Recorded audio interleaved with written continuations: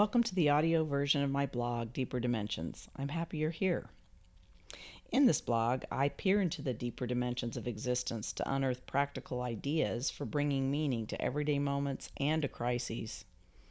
I offer these discoveries to you to invite you to explore your own depths so that you can discover your call, your will, your impulsive nature. I'd love to let you know about the latest posts in Deeper Dimensions, and if you'd like to receive the latest updates, you can subscribe at deeperdimensions.com. So, whether you're looking for words to inspire, console, challenge, or teach, sit back and make yourself at home.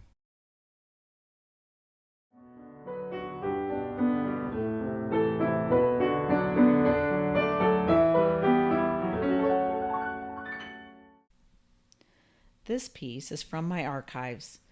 Periodically, I'll publish pieces I wrote almost 30 years ago when I was immersed in the throes of my grief. This personal essay is one of those. I wrote it in 1996, 4 years after my husband died. It's the piece I referred to in my previous blog post about serenity. It's called Batting My Way Out of Hell. On this bright spring Saturday morning, the sun filters through the living room blinds and spotlights a mound of sports equipment uncharacteristically piled next to our front door. The assemblage of a pair of baseball bats, one made of hollow banana-colored plastic, the other of faded maroon wood, two scuffed, oversized plastic baseballs, and a cheerful little tyke's batting tee heralds the news. Today, Tim will begin teaching Zachary to play baseball. Tim, an angel incarnate who graciously gives my 5-year-old weekly adventures and adult male companionship, arrives promptly at 8 a.m., whistling on his way to the door. I greet his knock while Zachary races to his room to put on his shoes. Tim walks in and immediately spies the baseball pile, exclaiming, "Oh, Zachary has a real baseball bat. I didn't know that." "Yeah," I say, idly picking up the aged chunk of wood. "It was Marty's." I run my hand over the length of the once smooth bat and pause as my fingers snag on dents, pits, and splintery areas where fragments of wood are missing. Suddenly aware that the bat's somewhat mangled condition might warrant an explanation, I start to speak, but stop, unsure of how much to say. "I'm afraid it's not in very good shape," is all that comes out as I hold the pockmarked bat up for Tim's inspection. A subtle breeze blows through the screen door as the bat hangs suspended beneath Tim's gaze. Time stops for an instant. My mind whirls back 3 years to the scene that marred the bat's complexion. I'd just spent almost a whole year in a numb, shocked state, and around this 1-year mark, I was finally strong enough to feel again. A flaming rage had been building under the surface of my deadness, and my newfound strength began to pull it out of my core. Fury of a frightening intensity started to leak out all over the place. I snapped impatiently at Zachary. I drove aggressively. I screamed when I dropped a book on the floor. I yelled at mildly incompetent department store workers. I was a volcano about to erupt, and I needed relief. I had no idea I needed to vent this anger until I found myself in tears in my garage one night after denting the hood of my car with a garbage can lid because I was too impatient to open it slowly. My tears shifted to powerful energy when I suddenly realized that I needed to destroy something. Marty's baseball bat practically jumped into my line of sight. Without thought, I picked it up and wandered through the garage looking for dispensable items for potential destruction. I gathered an assortment of victims and headed out to the backyard. With my weaponized bat, I smashed empty cardboard boxes, a corroded brass planter, and an old toilet seat with the bat in a matter of seconds. The force behind my hammering and my desire to go on forever shocked me. I was frustrated by the ease with which I crushed the boxes. The brass pot caved in much too quickly and kept slipping out from under the bat. The toilet seat cracked once and wouldn't break anymore. This tiny taste of destruction only whetted my appetite. I walked back to the garage in search of more fodder for the now ravenous bat. My eyes darted up and down the crowded shelves and across the concrete floor. Finally, I locked in on a chocolate brown wooden chair with a yellowed vinyl seat and back. Marty's desk chair. In an instant, I primitively knew I wanted to feel that chair crumble under the weight of my fury. But it was Marty's chair, the chair he sat in to write computer programs and plays, to pay bills, to read books on tape for his aunt and grandmother. How could I even think of breaking it to pieces? I paused, a bit deflated. Then energy rushed through my arms again. Yes, it was Marty's chair.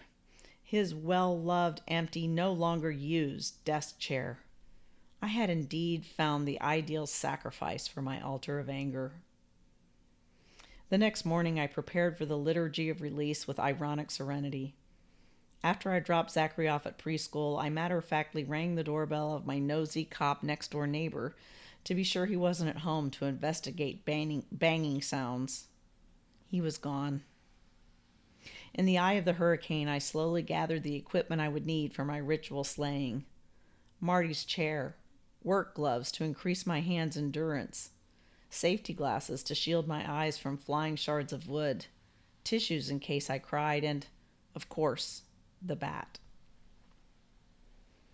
I marched out to the backyard and set the chair halfway between the baby swing Marty had hung from the branch of a tall oak tree just over a year earlier, and the double delight rose bush I had planted on his death anniversary only weeks before. I donned gloves and glasses and stood in front of the chair listening to my heart beating against my churning insides. I sucked in my breath, lifted the bat high above my head, and slammed it down onto the chair. The wood protested with a satisfying crunch, and I gave myself over to violence. At first I pummeled in silence, sadistically enjoying splintering the wood, the way my life had been splintered. The vinyl split open with a loud pop, and its stiff batting bulged out. The pop reverberated in my loss-hollowed gut, and I pounded on and on and on. Without thinking, I started chanting a mantra through clenched teeth, matching the rhythms of my strikes. One syllable of, "I shouldn't have to do this by myself," exploded out of me with each smack of the bat. The chant induced an even stronger rage to engulf me, and I swung harder than I ever knew I could. I came up for air and became aware for the first time that I was out of breath and sweating. A few tears leaked out. Then a new wave of violence poured through the burst-open dam. I pounded again and again, and my mantra shifted. It's not fair.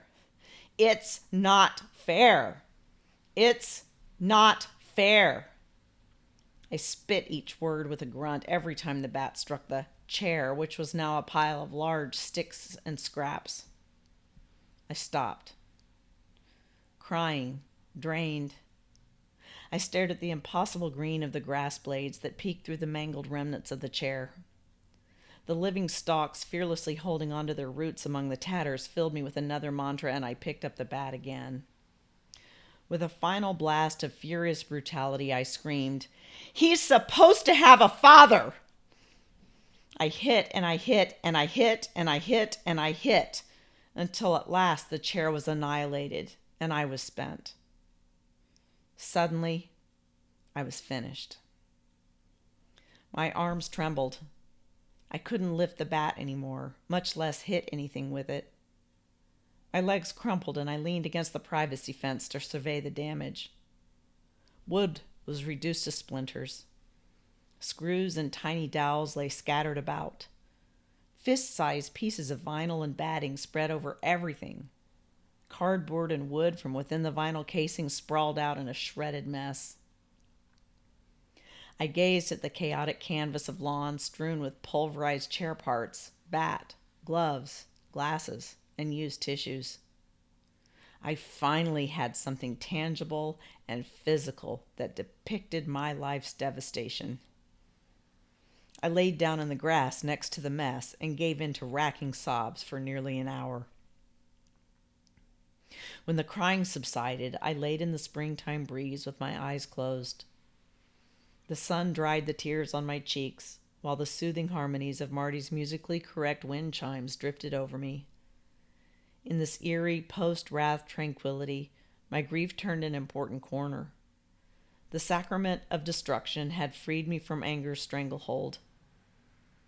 I sat up, all at once aware of blisters on my thumb and muscle spasms in my back and shoulders.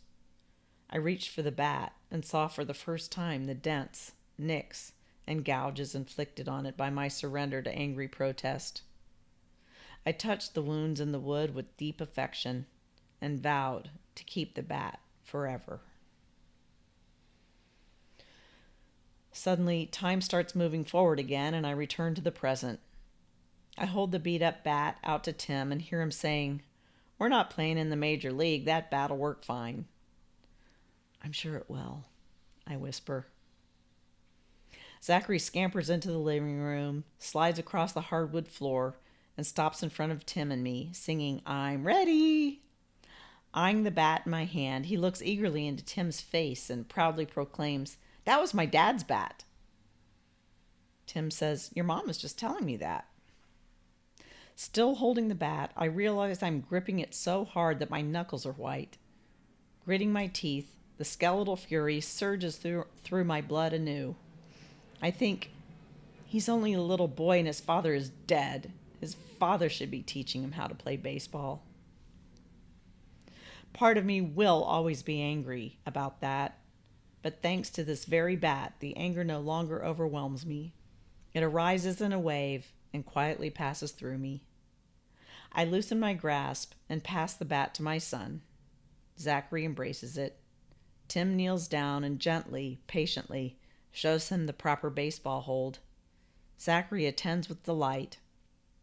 The moment is so tender I choke back tears of profound gratitude, and life joins death in that simple stick of wood. Unspoken thoughts race through my head, and I hope Tim's heart can feel them. Where did you come from, you generous, kind-hearted man? How did we get so lucky to find you? Marty isn't here, but you are. How blessed we are to have you in our lives. But the only words I can push around the lump in my throat are, "Thank you, Tim. Thank you." The two guys lug the pile of baseball equipment down the sidewalk to Tim's pickup truck, whistling all the way. Marty's bat drops behind the seat. Zachary and Tim drive away. Soon as they turn the corner, my chest bursting with gratitude, I fall to my knees.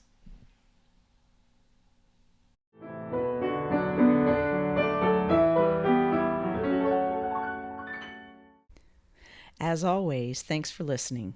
And if you'd like to subscribe, go to deeperdimensions.com. See you next week.